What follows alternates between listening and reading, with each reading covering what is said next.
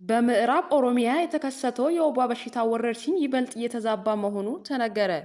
በምዕራብ ወለጋ ዞን ቤጊ፣ ቆንዳላና ጊዳሚ ወረዳዎች ጨምሮ በተለያዩ ወረዳዎች የወባ በሽታ የሰዎችን ሕይወት እየቀጠፈ መሆኑን ተናግሯል።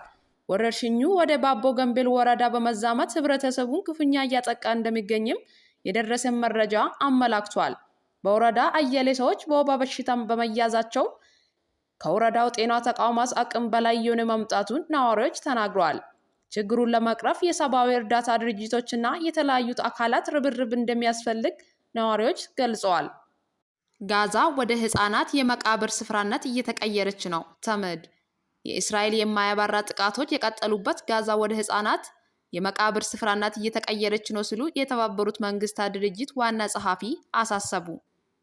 ዋና ጸሐፊው አንቶኒ ጉተሬስ በጋዛ ሰርጥ ያለው ሁኔታ ከሰብአዊነት ቀውስነት አልፏል ሲሉም አስጠንቅቋል።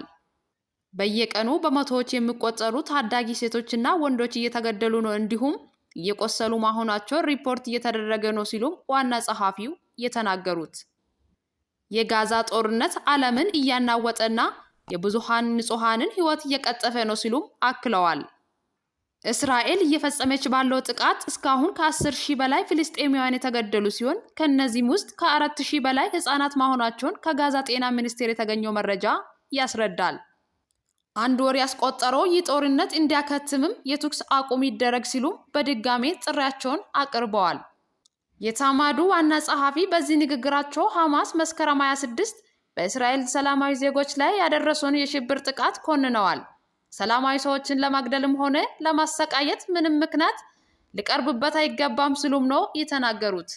ደቡብ አፍሪካ ሁሉንም ዲፕሎማቶቿን ከእስራኤል ጠራች። ደቡብ አፍሪካ ሁሉንም ዲፕሎማቶቿን ከቴል አቪቭ እንዲወጡ አዘዘች። ደቡብ አፍሪካ ይህን እርምጃ የወሰደችው እስራኤል በጋዛ ላይ መጠነ ሰፊ የአየር ድብደባ ማድረሷን ተከትለው ነው።